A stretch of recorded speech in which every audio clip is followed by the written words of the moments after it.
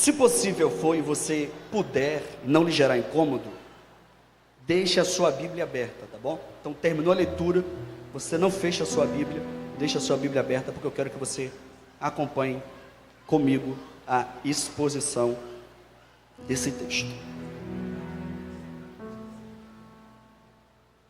Quem achou, diga eu venci.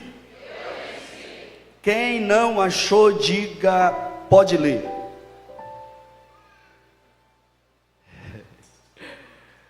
Todo mundo ligado. Vamos ler a palavra de Deus?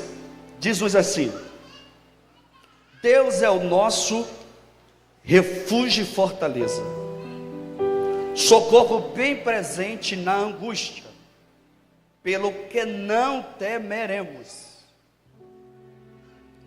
Ainda que a terra se mude, ainda que os montes se transportem para o meio dos mares, ainda que as águas rujam e se perturbem, ainda que os montes se abalem pela sua braveza.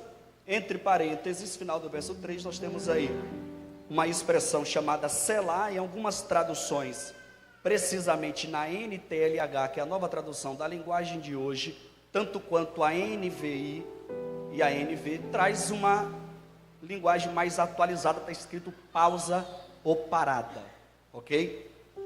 Se na sua Bíblia estiver escrito pausa ou parada, não tem problema, ok? Já eu vou te explicar. Nós vamos refazer a leitura do verso 13, e quando chegar entre parênteses, eu quero que toda a igreja, com muita força e veemência, diga a expressão Selá, repita a expressão Selá, tá bom? Ainda que as águas rujam e se perturbem, ainda que os montes se abalem pela sua braveza, há um rio cujas correntes alegram a cidade de Deus, o santuário das moradas do Altíssimo. Deus está no meio dela, não será abalada. Deus a ajudará ao romper da manhã. As nações se embraveceram, os reinos se moveram. Ele levantou a sua voz e a terra se derreteu. O Senhor dos exércitos está conosco.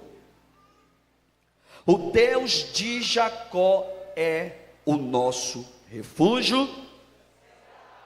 Vinde, contemplai as obras do Senhor, que destruições tem feito na terra.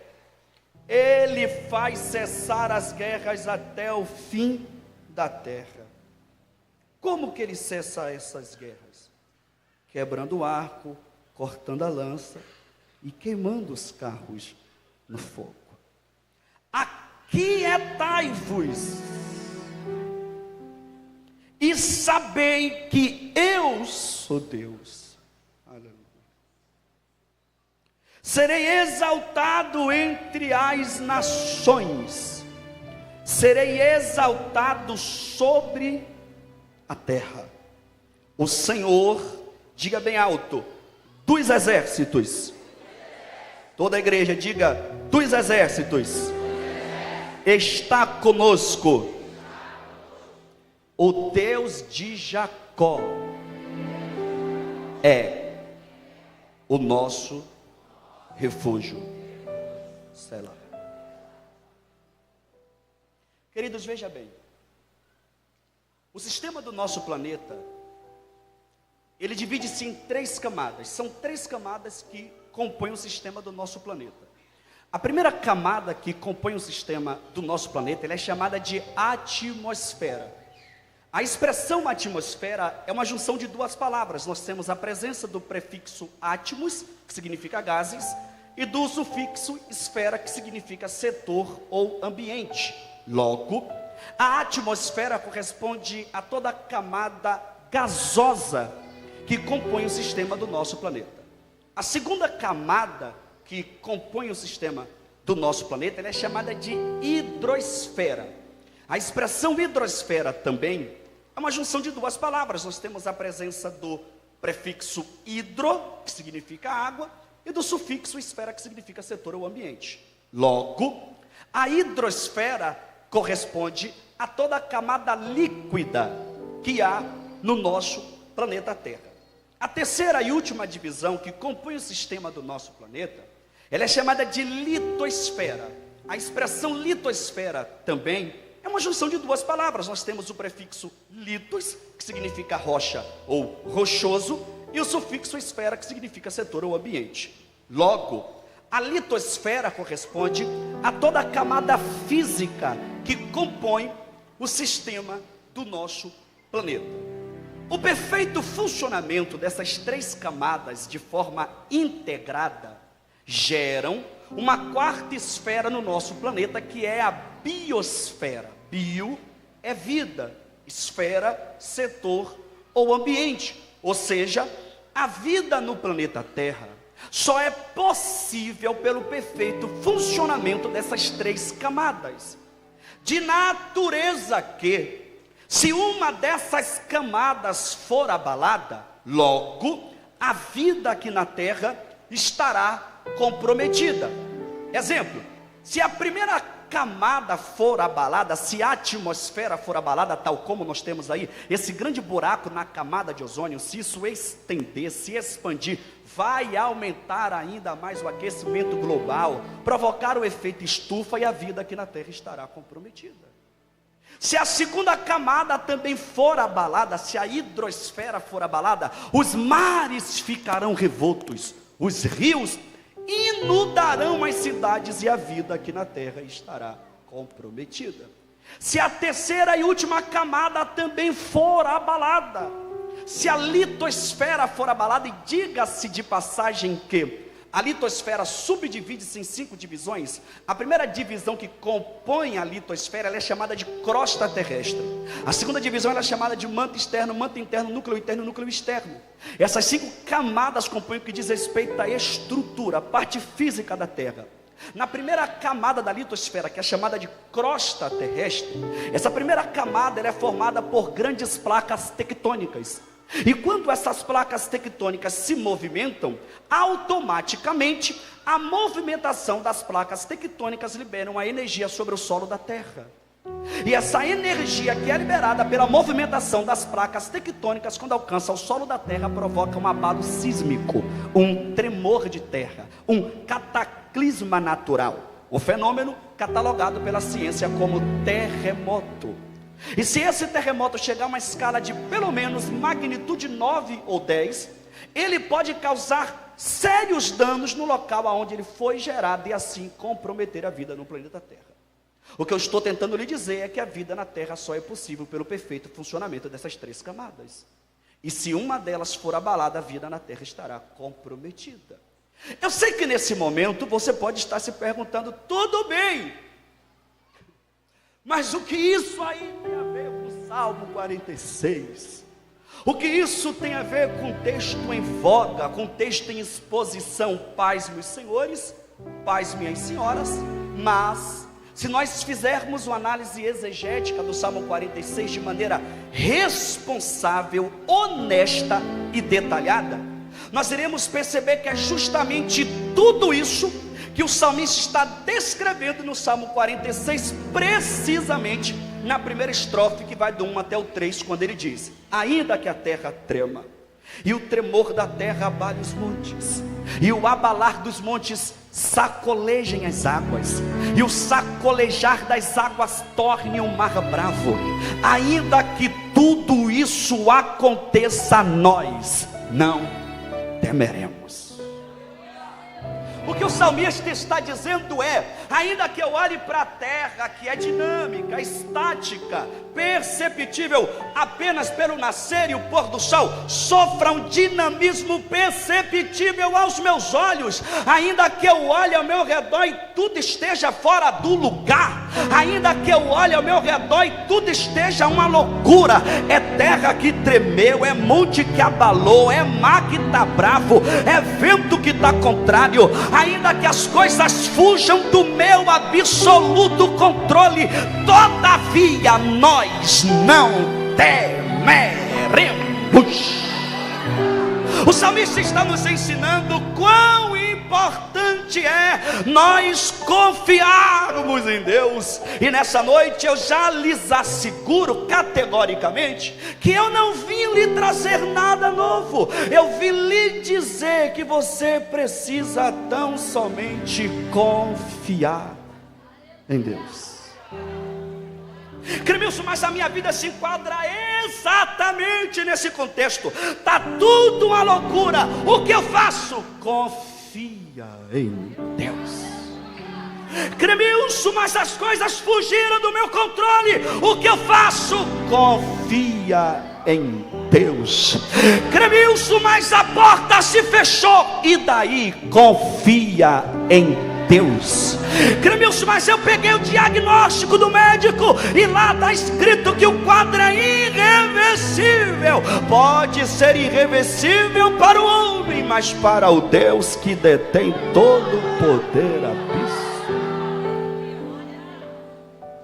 Você precisa tão somente confiar. Agora redobre a atenção aqui, o máximo que você puder.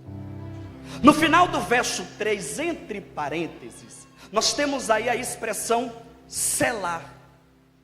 A expressão selar, ela aparece pelo menos 3 vezes no Salmo 46. A primeira vez no final do verso 3, a segunda vez no final do versículo 7, a terceira e última vez no final do versículo 11.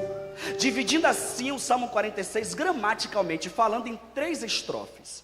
A primeira estrofe do Salmo 46 começa no verso 1, termina no verso 3.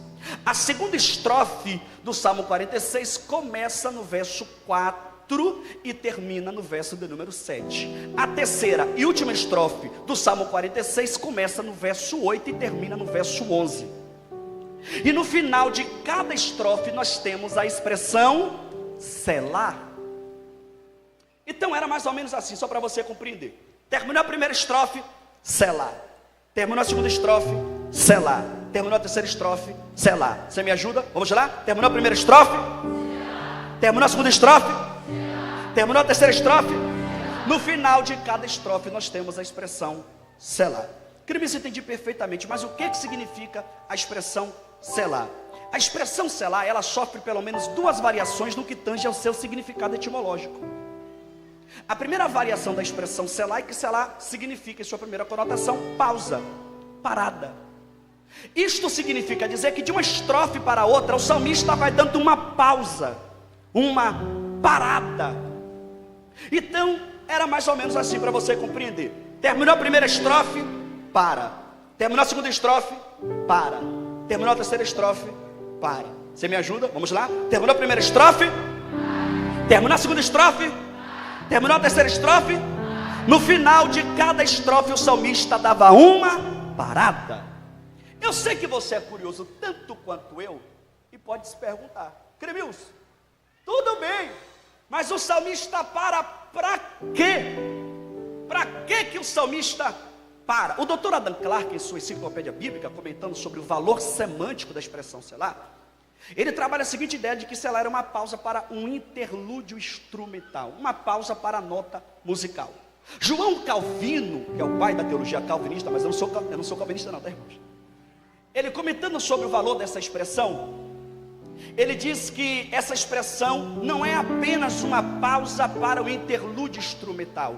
Ele trabalha uma ideia de reflexão, de devoção de uma estrofe para a outra. Só que o Dr. Wilbur Pickens, que é o maior nome da crítica textual para mim contemporânea, trabalhando o valor semântico dessa expressão, ele diz que a expressão selar, ela deriva-se de um verbo hebraico chamado shahar. E olhe para mim, toda a conjunção verbal hebraica, ou seja, todos os verbos hebraicos, funcionam pelo menos através de 3 formas. Número 1, através dos troncos. São cerca de 7 troncos regulares e mais de 10 irregulares. Além dos troncos regulares, nós temos as vozes, que pode ser ativa, passiva, causativa, e os aspectos, que pode ser simples ou intensivo. O verbo em voga aqui, que é o verbo shahar, está no 3º tronco regular, que é o tronco relipaet. Está na voz ativa, no aspecto intensivo.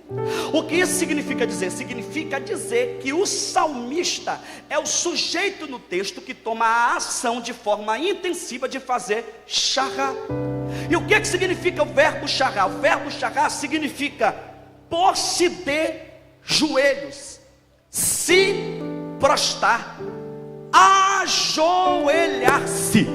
O que eu estou lhe dizendo é que de uma estrofe para outra, o salmista vai dando uma pausa, vai dando uma parada.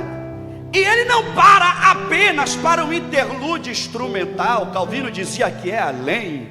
Ele para pôr-se de joelhos, para se prostrar.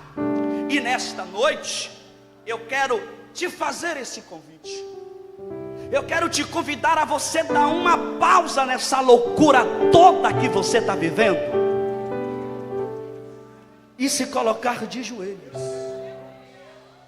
Eu vim lhe dizer que joelhos no chão ainda é a nossa arma de combate.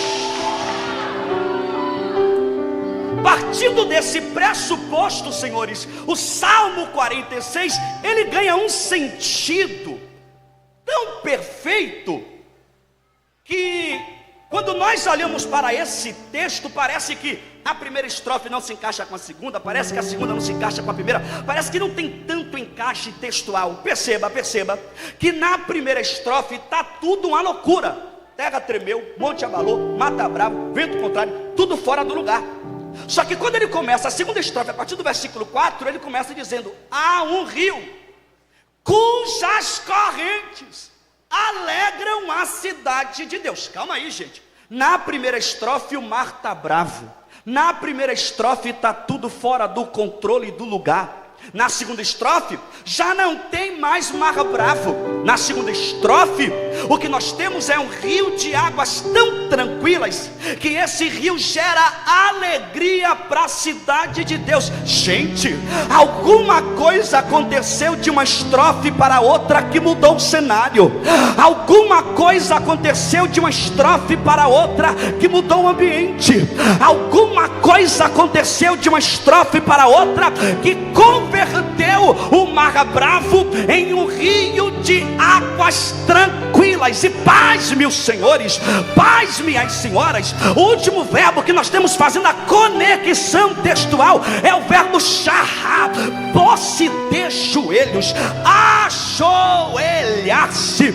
Está aqui a razão pela qual o cenário mudou, está aqui a razão pela qual o ambiente foi transformado, está aqui a razão pela qual o mar revolto se converteu em um rio de águas tranquilas, porque só os joelhos no chão têm poder para mudar o cenário. Só os joelhos no chão têm poder para mudar o ambiente. Eu desconheço o mar revolto que a oração não quebre, que a oração não transforme, que a oração não mude. O que o céu está lhe dizendo é: se você tiver disposição para orar, eu sou poderoso para mudar o cenário.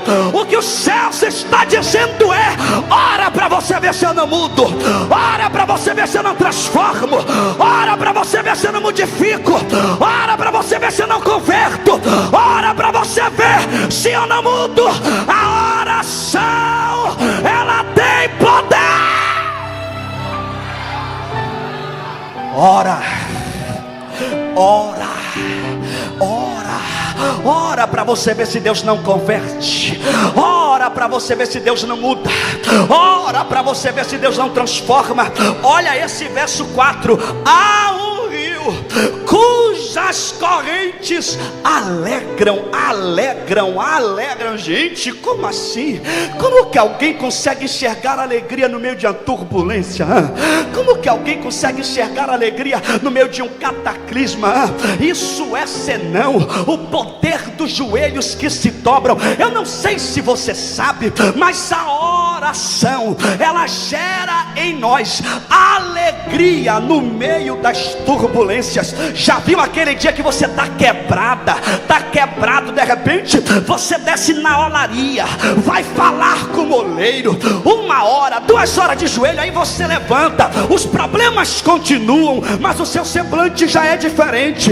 Uma paz invade a tua alma, uma felicidade invade o teu ser, e os problemas se tornam coisas secundárias. Aí o mundo olha para você e se pergunta: como assim? De onde vem a força desses adolescentes? De onde vem a força da ADCEP? De onde vem a força dele? De onde vem essa paz? De onde vem essa alegria? Está com tudo quebrado dentro de casa, mas está no culto adorando. Está com tudo quebrado dentro de casa, mas está sorrindo, está adorando, está se alegrando. É isso que o mundo não entende, porque o mundo olhou para você e disse: vai entrar em depressão, vai viver cabisbaixa, abatida, quarto escuro nada. Deus te trouxe aqui para te dizer: ora para você ver, ora para você ver, ora para você ver. Você acha que eu vou te perder para depressão? Você acha que eu vou te perder para esse quarto escuro? Os céus te trouxe aqui para te dizer: ora que eu estou entrando, ora que eu estou entrando, ora que eu estou entrando, ora que eu vou desfazer, ora que eu vou te dar alegria.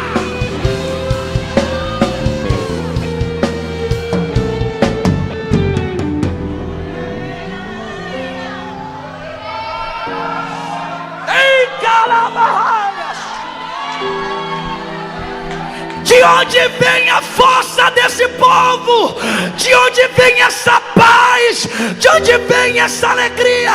O mundo não conhece o poder da oração, mas nós conhecemos.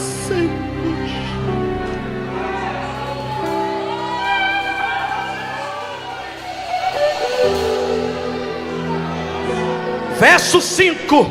Olha, irmãos, o que eu vou ler aqui, pastor Bruno Cordeiro, o que eu vou ler aqui nesse verso 5, eu só acredito porque está nas escrituras e ela é digna de toda aceitação. Mas olha o absurdo e o paradoxo desse verso 5. Deus está no meio dela.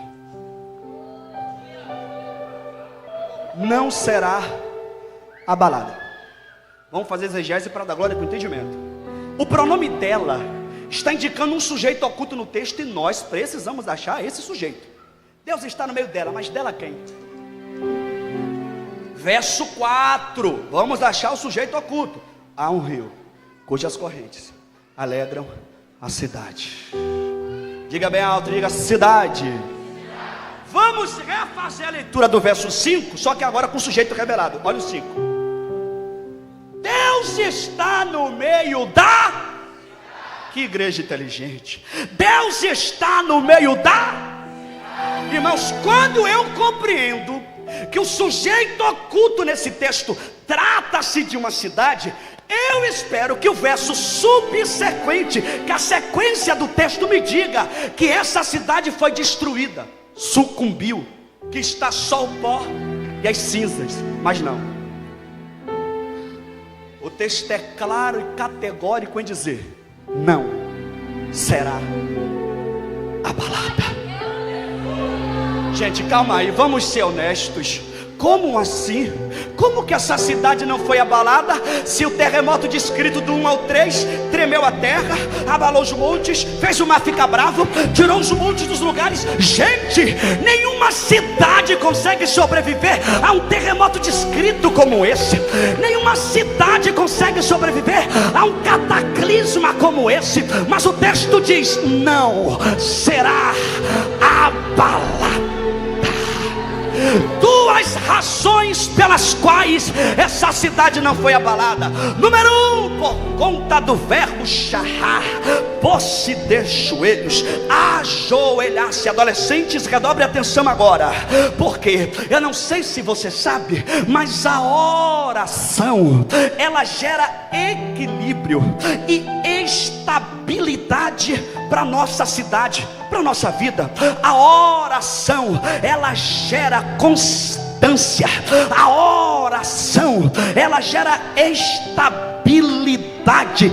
Chega de uma vida oscilante, chega de uma vida inconstante.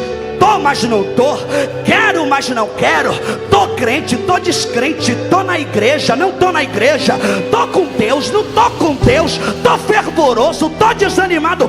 Ora para você ver se Deus não te dá estabilidade. Ora para para você ver se Deus não te deixa crente aqui dentro. Ora para você ver se Deus não te sustenta aqui dentro. Ora para você ver se Deus não firma os teus pés. Ora para você ver se Deus não te deixa crente e constante. Os céus estão nos convidando, não a 10 minutos, não a 20 minutos, mas a uma vida submergida na oração. Agarra na mão desse crente, agarra na mão dele, agarra na mão dela e diga para ele: ora. Diga ora. Diga ora que a constância vem. Diga ora. Ora que a estabilidade vem. Diga ora.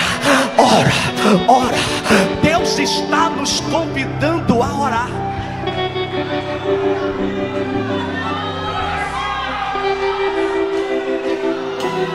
Pastor Bruno Reis, te amo. O mundo olha para vocês e o mundo fica louco sem entender, sabia? Que o mundo olha para você e diz: como assim ainda está de pé? Passando por tudo que está passando, enfrentando tudo que está enfrentando e ainda está de pé? Alguém olhou para você e disse: eu quero ver no primeiro terremoto a cidade dela cair. Alguém olhou para você e disse: eu quero ver quando o terremoto, o carnaval chegar, se eles vão continuar crentes e servindo a Deus. Mas para vergonha do diabo, o carnaval já passou e a gente está aqui submergido em Deus.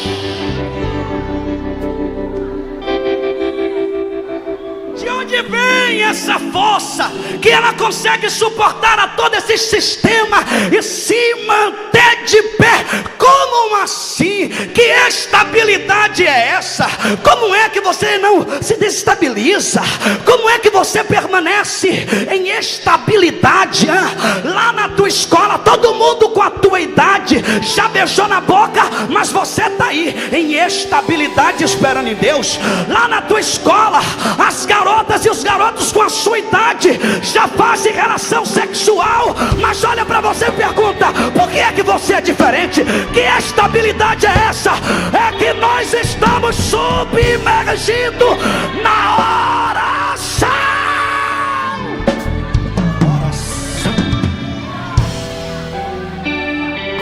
Ah, irmão, se não fosse a oração, nós não estaríamos de pé. Se não fosse a oração, nós não estaríamos aqui. Se não fosse o joelho de alguém que se dobrou, nós não estaríamos crentes aqui hoje. Mas a oração sustenta a nossa cidade. Segunda razão pela qual essa cidade ficou de pé, o texto é claro: Deus está no meio dela. O substantivo meio aqui, ele traz uma ideia de centralidade. Sabe por que a cidade ficou de pé? Porque no centro da cidade tem um santuário. E dentro desse santuário habita o Altíssimo. Agora está tudo explicado porque que a cidade resistiu. Quando o salmista diz que Deus está no centro da cidade, ele está dizendo mais ou menos assim, pastor Eliseu: essa cidade só sobreviveu a tudo isso. Essa cidade só resistiu porque essa cidade tem um fundamento muito forte. E o fundamento dessa cidade não é carnal. O fundamento dessa cidade não é humano. O fundamento dessa cidade é espiritual e se chama Deus. Deus é a razão pela qual nós estamos de pé. Deus é a razão pela qual nós estamos aqui. É Deus. Ah, se não fosse Deus, irmãos, se não fosse Deus. Redobre a atenção agora, verso 6. Já caminho para o final. Olha o que, irmãos, eu vou te mostrar como que está o diabo diante disso tudo. Cremil, se o diabo está no texto, tá, eu vou te mostrar agora, olha isso. As nações se embraveceram. Olhe para mim. E os reinos se moveram. Quem são essas nações aqui? Guarda esses nomes: John Macato, João Calvino, Augusto Nicodemos, Hernanes Dias Lopes. Ele fala que, e dentre outros nomes, estou citando só os mais conhecidos, nós estamos mais familiarizados, que o melhor contexto histórico para explicar essas guerras é a tentativa da invasão de Senaqueribe. Quando no reinado de Ezequias, ele cercou Jerusalém, e do lado de fora estava a maior potência mundial bélica. Senaqueribe com todo o seu exército, 185 mil soldados, com lança, espada e escudo na mão, só esperando a ordem. Só que o texto diz que quando Ezequias olhou para o rosto de Senaqueribe, a Bíblia diz que ele viu rosto de guerra. Pegou a carta de afronta, entrou no templo, olhou e disse: eu sei como eu vou resolver essa guerra. Então, quando o texto diz que as nações se embraveceram, está falando do inimigo. E ele nos dá, pastor Eliseu, pelo menos duas informações a respeito do inimigo, Davi. A primeira informação é de caráter, de ordem emocional. E a segunda informação é de caráter posicional. Quanto às emoções do inimigo, ele diz: embraveceram. Bravos, com raiva, furiosos, com ódio. Por que é que o inimigo está com tanta raiva assim? É simples. É que o inimigo achou que o terremoto seria suficiente para te destruir. E aí, creme-se aí, é que o terremoto passou, o mar acalmou, o vento cessou e você está aí de pé. Eu pergunto e você me responde: você acha que o diabo está feliz em você crente aqui dentro hoje? Hã? Você acha que o diabo está feliz em você cantando, pregando, dizimando, ofertando, ajudando, auxiliando, evangelizando, consagrando, fazendo a obra de pé? Não, ele está com raiva, ele está com ódio, porque tudo que ele mais queria era te ver parada, caída para baixo, na criminalidade, na prostituição, nas drogas, na promiscuidade, mas você suportou tudo e continua crente aqui dentro. Ele está com raiva, ele está com ódio, só que ele nos dá uma segunda informação, e gente, de tudo que eu te falei, guarde pelo menos isso aqui. A segunda informação que ele nos dá sobre o inimigo mexe muito comigo, porque ele diz: os reinos se moveram. Movimentação, locomoção. Gente, olhe para mim.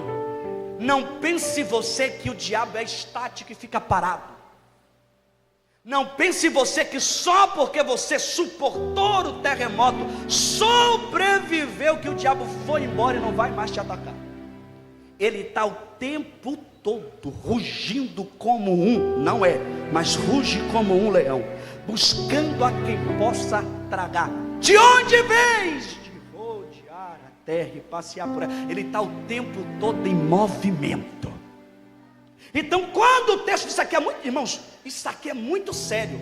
Quando o texto diz que os reinos se moveram, o salmista está dizendo assim, pastora: o inimigo está com tanta raiva, que ele está se movendo, se movimentando, está vindo nos atacar, está vindo contra nós. E a pergunta que não quer calar: o que fazermos diante dos ataques? O que fazermos quando nós estamos sendo atacados? Alguém diz: se me atacar, eu também ataco. Não, se levantar contra mim, eu também me levanto. O que vier de lá para cá, vai receber daqui para lá também.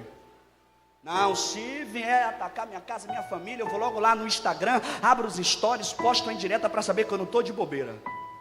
Mas o salmista vai nos ensinar o que fazermos diante dos ataques. Verso 6, o inimigo está com raiva, vem contra ele. Verso 7, ele olha para todo mundo e diz: o Senhor dos exércitos está conosco.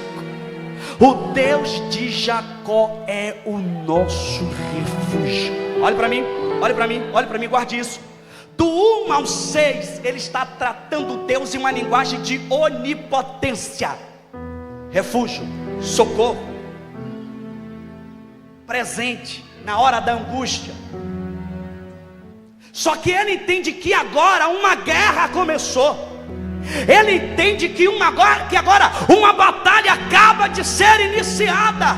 Lá fora está Senaqueribe com espada, com lança, escudo na mão. Jerusalém está aflita, com medo. De repente o salmista abre a boca e diz: por que é que vocês estão temerosos? Como é que nós não vamos temer se uma guerra acabou de começar e lá fora está a maior potência mundial bélica? E daí, se uma guerra começou, vocês se esqueceram que conosco está o Senhor dos Exércitos. Uma guerra começou, uma batalha foi travada, então vamos fazer o seguinte: Selá, final do verso 7, para todo mundo e joelho no chão. Vamos levar essa guerra para um outro nível.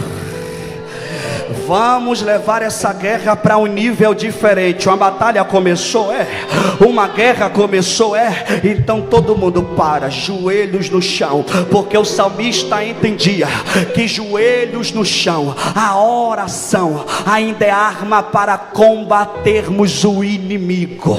A oração ainda é a nossa arma de combate. A oração ainda é a nossa arma para combatermos as nossas guerras. Olha para mim, eu sei que você é homem, sei que você é mulher. Se fosse por você mesmo, por você mesma, você ligaria, tiraria a satisfação, chamaria para o mano a mano, para o tete a tete. Mas Deus te trouxe aqui para te dizer: você é crente, e crente ora.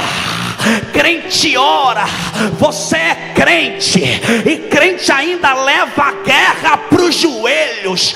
Para de querer resolver tudo na força do teu braço, para de querer resolver tudo do teu jeito, da tua forma. Deus te trouxe aqui para te dizer: nós estamos em uma guerra, e essa guerra não será vencida pela força do teu braço, essa guerra não será vencida pelos teus conhecimentos, essa guerra será vencida pelo poder dos joelhos que se dobra. Eu vim gritar para a Decep que nós estamos em uma guerra. Essa guerra não é contra a carne, essa guerra não é contra o sangue, e essa guerra será vencida no poder da oração, no poder dos joelhos que se dobra. Eu já estou encerrando, mas escute isso. É por isso que você está perdendo algumas guerras, é por isso que você está perdendo algumas batalhas, porque você está tentando ir do teu jeito, está querendo romper na força do teu braço, está querendo romper nos teus conhecimentos. Mas existem guerras nas quais você só terá vitória se for de joelho. Existem batalhas que você só vai ter vitória se for orando. Para de querer resolver tudo do teu jeito, para de querer resolver tudo da tua forma. Chama a Deus para essa guerra e você vai ver. Chama a Deus para essa peleja e você vai ver.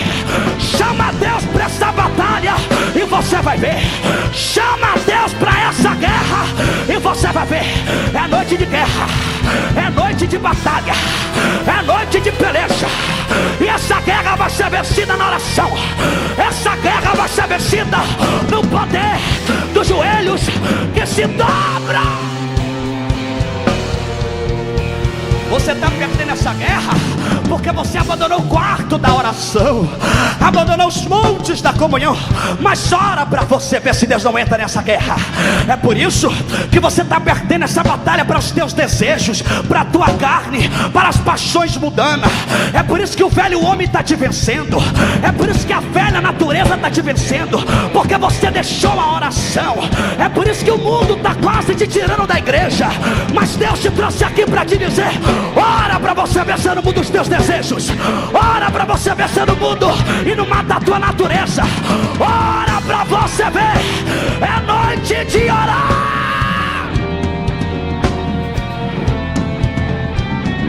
Eu nunca vi dias como os nossos, irmãos, em que os cultos de orações são os cultos mais vazios que existem. E ainda temos que ouvir as pessoas dizerem: Deus não é mais o mesmo. Deus mudou. Não é que Deus mudou, irmãos, é que quanto mais o tempo passa, mais materialistas nós ficamos. Quanto mais o tempo passa, mais carnais nós ficamos. Quanto mais o tempo passa, mais nós nos afastamos da oração. Mas Deus está convidando guerreiros aqui nessa noite. Deus está convidando guerreiras aqui nessa noite a voltar para a guerra, a voltar para o quarto trancado, porta fechada, aos montes da oração, porque essa guerra será vencida pela força dos joelhos. Nós temos que orar, irmão. Nós temos que orar. Billy Graham disse que um homem de joelho é mais poderoso do que um homem com uma arma na mão. John Wesley disse: se você não tem força para orar, ore até que a força venha. Se você não tem ânimo para orar, ore até que o ânimo venha.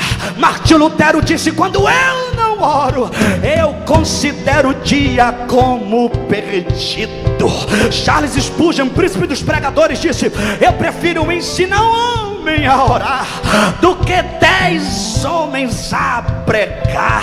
O mestre Átila Ribeiro, ele diz que um dos pilares da igreja ser vitoriosa no livro dos Atos dos Apóstolos é que a igreja vivia em oração. De natureza que o livro de Atos dos Apóstolos, ele é composto por 28 capítulos, e nos 28 capítulos nós temos a oração direta ou indiretamente.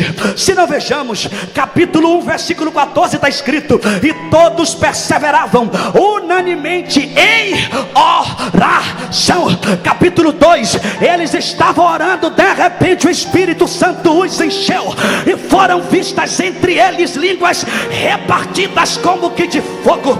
Capítulo 3 verso 1, Pedro e João subiam ao templo juntos, a hora da oração. Hora nona.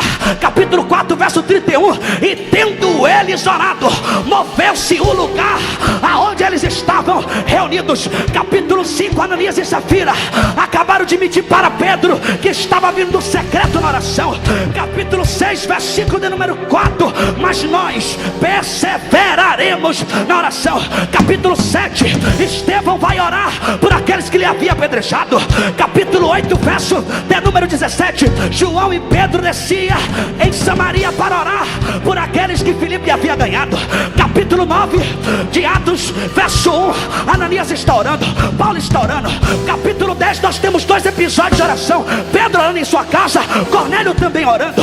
Capítulo número 11, Pedro contava a experiência da sua oração para a igreja.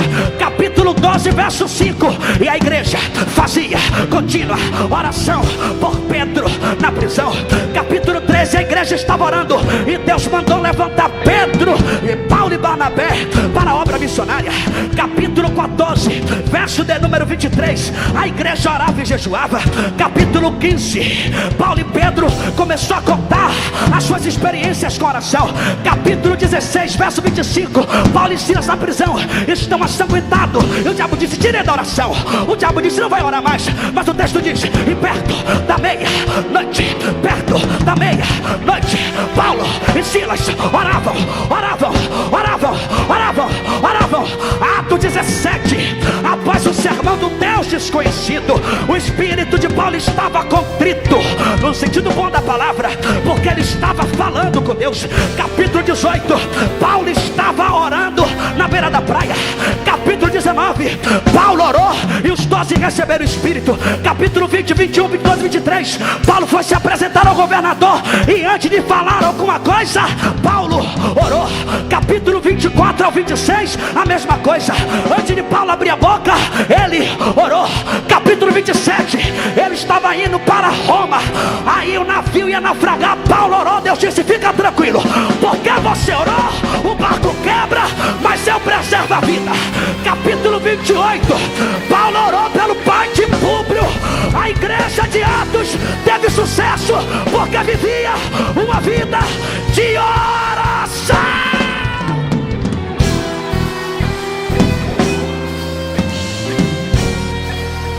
Eu não creio que você vai perder essa guerra e não vai fazer nada. Eu não acredito acredito que você vai deixar o diabo te tirar da igreja e você não vai fazer nada. Eu não acredito que você vai deixar o diabo bagunçar a tua casa e você não vai fazer nada. Eu não acredito que você vai deixar as paixões do mundo te tirar da igreja.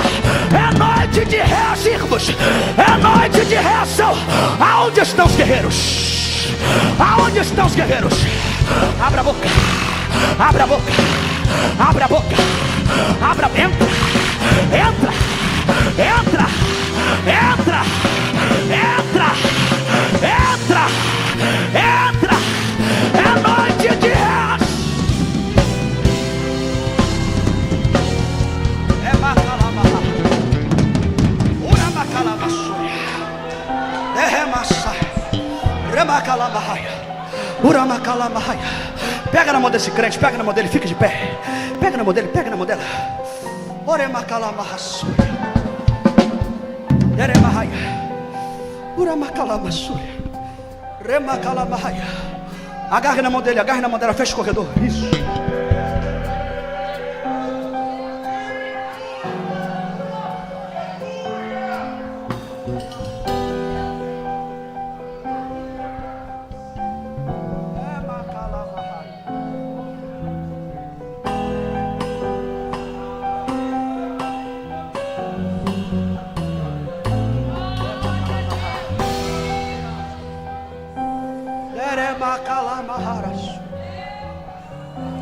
Deus está convidando guerreiros a voltar para a guerra.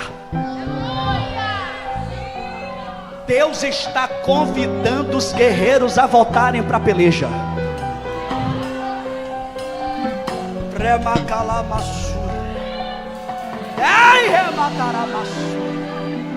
Gente,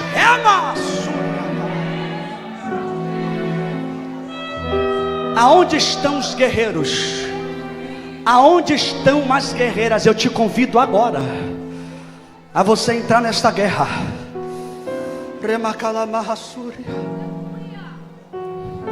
Verso 7 ele para e ora. Verso 8 o texto diz: vinde, contemplai as obras do Senhor. Vinde é um convite, contemplar é veja. Ele está dizendo: faz o seguinte, venha e veja. Se eu contar para você o que Deus fez quando nós estávamos orando, é capaz de você nem acreditar. Então, para que não haja dúvida, faz o seguinte: venha e veja com seus próprios olhos as obras que Deus realizou. Venha. Quais foram as obras do verso 8 para eu ver? O verso 9 diz: ele entrou no território do inimigo, e está lá o exército de Senaqueribe puxando o arco. Senaqueribe grita: solta! Os soldados vão soltar, de repente o arco quebra. Bum!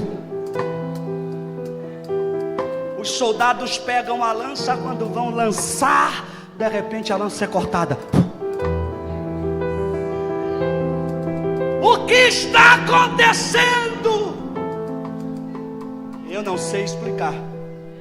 Do lado de fora não dá para saber, mas do lado de dentro está escrito: aquietai-vos e saber que eu sou Deus. Do 1 ao 9 quem fez foi o salmista. Do 1 ao 9 quem falou foi o homem. Mas no 10 Deus entrou em cena e disse: você não me chamou para essa guerra? Você não me convidou para essa batalha? Você não estava na cozinha da sua casa lavando os pratos e você disse: Deus, faz alguma coisa, porque eu não sei o que fazer. Você não pediu? Você não pediu naquele quarto trancado, quando você disse: Deus me socorre, eu não tenho mais força. Você não pediu para eu entrar e mudar a mente dele? Você não pediu para eu converter? Você não pediu para eu descer lá naquele presídio e mudar aquele coração? Você não pediu para eu descer lá naquele quarto de hospital e fazer alguma coisa? Você não me convidou para essa guerra? Eu desci na guerra, eu desci na peleja, eu estou descendo no território do inimigo, estou quebrando o arco, estou cortando a lança, e para o inimigo não fugir, eu vou queimar os carros. Remacalamassúria. Abre a boca porque o reforço desceu. Abre a boca porque o reforço chegou na tua guerra. Abre a boca porque o reforço chegou. E o reforço que chegou nunca perdeu uma guerra. O reforço que chegou chama cada estrela pelo seu nome, e na palma das suas mãos ele contém todas as águas do globo terrestre. Eu encerro a minha fala lhe dizendo: nesta noite tem reforço chegando na tua guerra, tem reforço chegando na tua peleja, tem reforço chegando na tua batalha. Deus não vai te perder para essa guerra. Deus não vai te perder para essa batalha. Ei, guerreiro, ei, guerreira, é noite de voltar para a guerra. É noite de voltar para a guerra. É noite de voltar para a guerra. É noite de voltar. Entra, entra, entra, entra, entra, entra. Aonde estão os guerreiros? Enche, enche, enche, enche, enche, enche, enche. Agora, agora, agora. Olha lá, olha lá. Deus já está tomando os guerreiros de volta aí. Deus já está tomando os vasos. Batiza com o teu Espírito Santo. Batiza com o teu Espírito Santo. Batiza com o teu Espírito Santo. Abre a boca, abre a boca, abre a boca. Cadê os adolescentes que é de guerra? Cadê os adolescentes que oram? Abre a boca, abre a boca. Isso, isso, isso. Jesus, que guerra é essa? Jesus, abre a boca. Isso. Olha os guerreiros de volta aí para a guerra. Olha os guerreiros aí. Olha os guerreiros. Receba de volta a espada. Receba de volta o escudo. Receba de volta as sandálias dos teus pés. Receba de volta a fé. Receba de volta. É noite de reagir. É noite de reagir. É noite de reagir. Abre a boca.